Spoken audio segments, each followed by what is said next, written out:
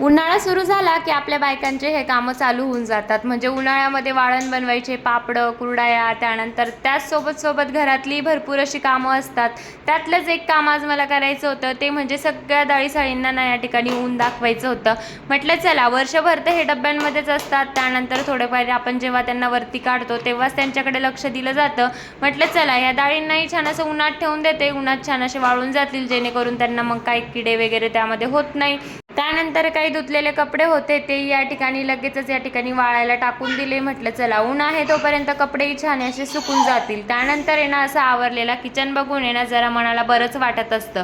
त्यानंतर येणं मस्तपैकी ना या ठिकाणी सगळ्या डाळी उन्हामध्ये ठेवलेल्या होत्या। मग काय लगेचच हे डब्बे या ठिकाणी हात वॉश करून घेतले, ते या ठिकाणी सुकायला ठेवून दिले।